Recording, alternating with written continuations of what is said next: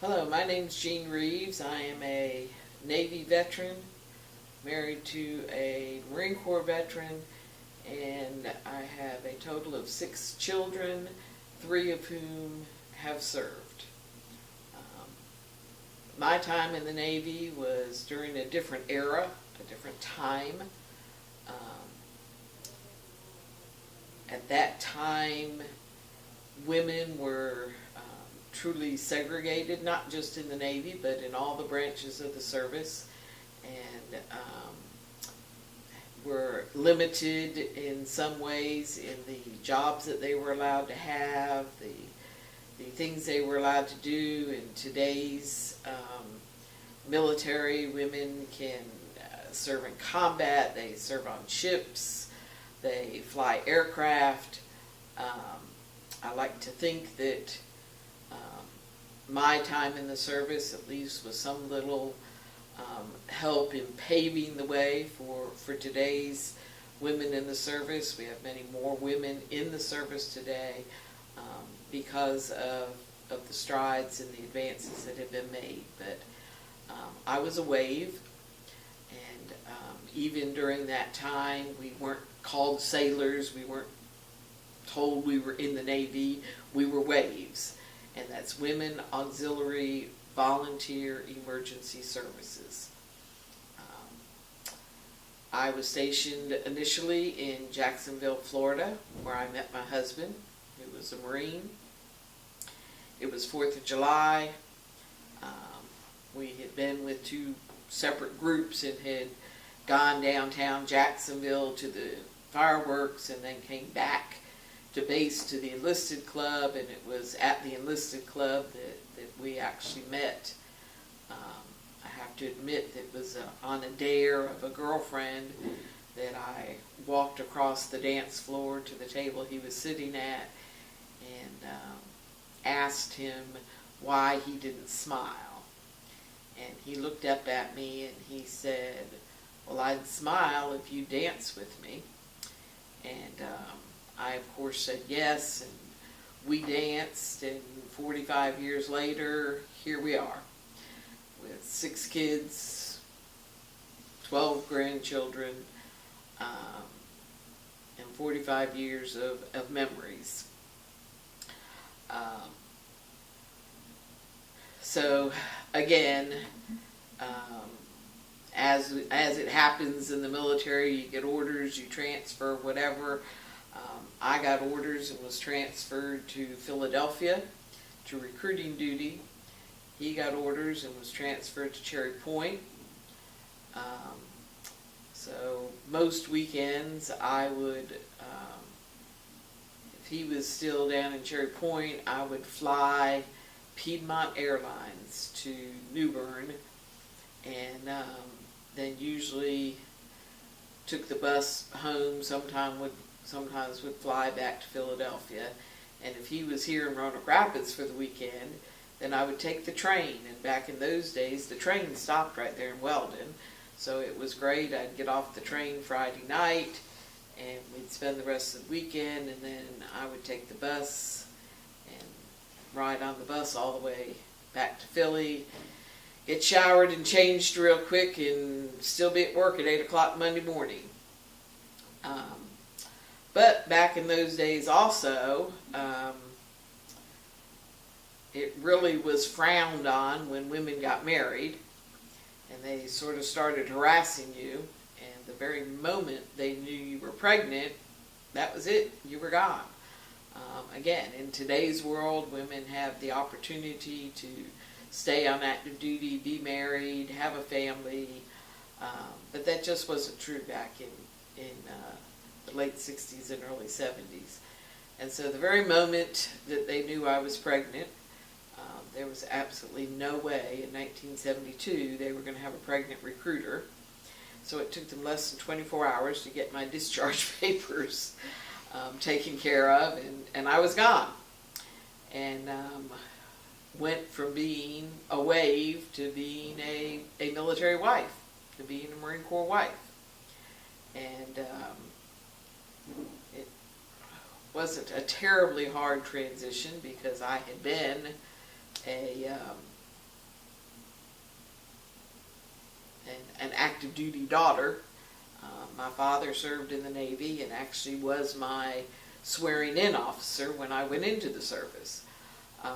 So again, it wasn't as though I was going into totally unfamiliar territory, but it's still different when all of a sudden it's you.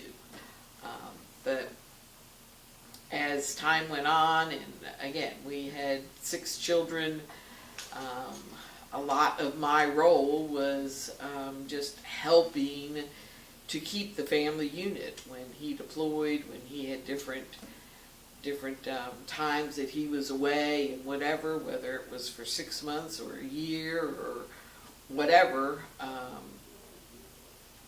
even being out for training for a couple weeks, whatever. But either way, it becomes the role of the wife to keep that cohesiveness to the family, to help the kids deal with the fact that their father is gone, but that, what he's doing is important, and, that it's his job.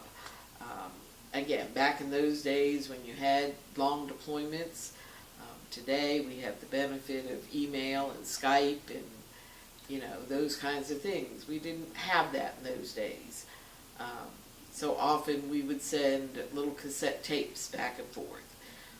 And the kids could talk to their dad and sing happy birthday to him and tell him what was going on at school and, all those kinds of things.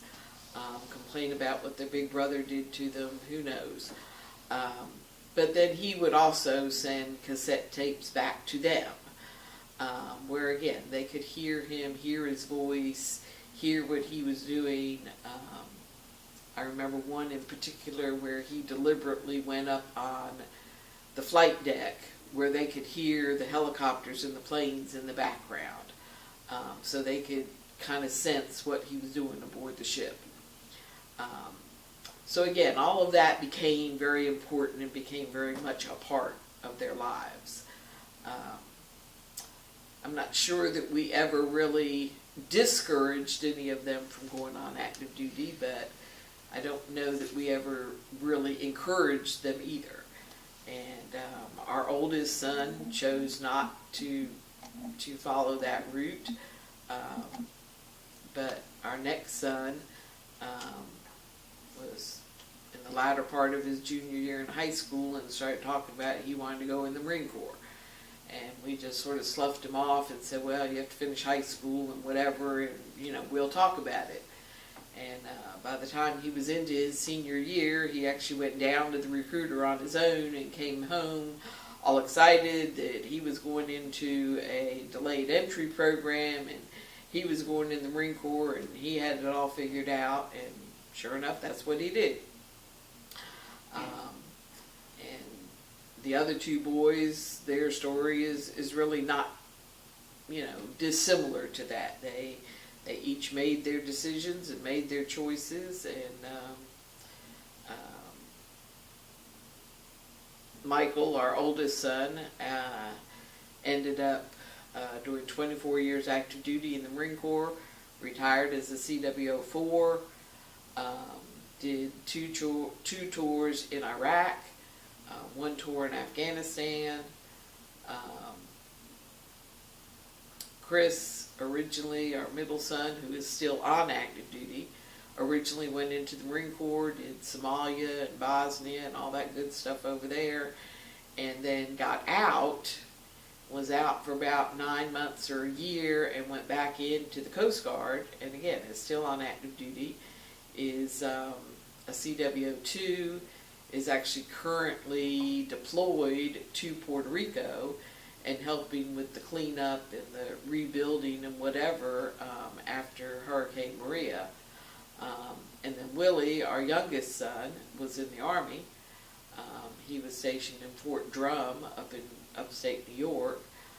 Did 2 tours in Afghanistan, was injured in August of 2009, and eventually was medically retired due to his injuries, and he now lives with his family in Zebulon.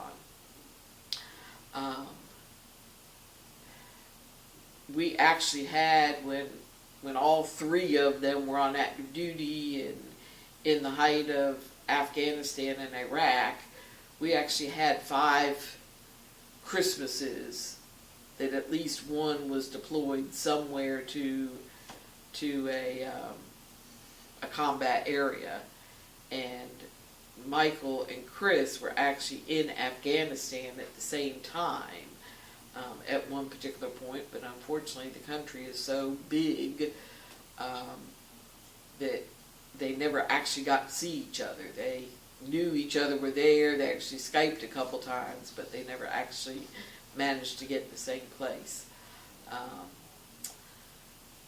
But anyway, that's part of being a military family. And the boys, Michael and Willie, again, are retired now. They're home, they have their families. They've made their transition, but in their own way, they continue to serve. Michael is actually a high school teacher. He started at a technical high school in Camden County, right outside of the Elizabeth City area. Helped to transform that into an early college program, and is now on a fellowship at East Carolina, where he is training and will get his certificate to be a principal. Willie is working, again, lives in the Zebulon area, has a wife and 3 children.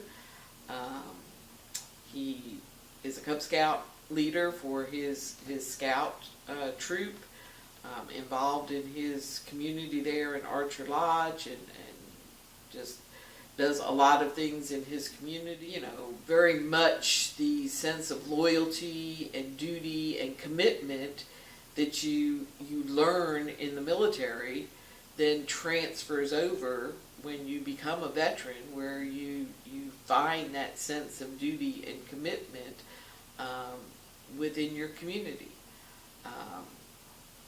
So that's, just a whole part of what happens and how you are somewhat molded, in that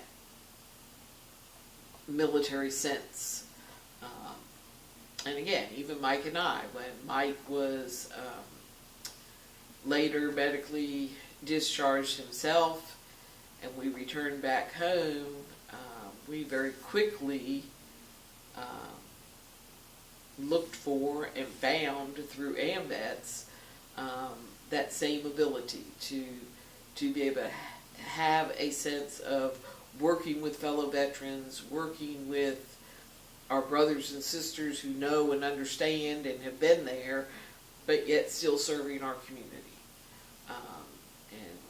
And doing a lot of community activities, being involved in the community. Much of what we do is planning and preparing and having services like for Veterans Day, 9/11, Memorial Day, those kinds of things, and the importance of having those services as a remembrance, as an honoring, as a memorial, but also having those services so that it hopefully sparks the conversation, hopefully helps to continue to tell the story. You want the community to have a sense that their family member has been recognized and honored in some way, and hopefully we do that, because that is important. But we also want the community to know that, again, the story is still being told, that the importance is being passed on. And that's very, very real to us, and very much a reason why AMVETS Post 101 exists, is that we have that sense of duty to keep that within our community and to pass that from generation to generation within our community. And again, it all goes back to a sense of loyalty, a sense of commitment, a sense of duty, and a sense of taking care of our community. And it sort of just becomes who you are. And it's definitely who I am.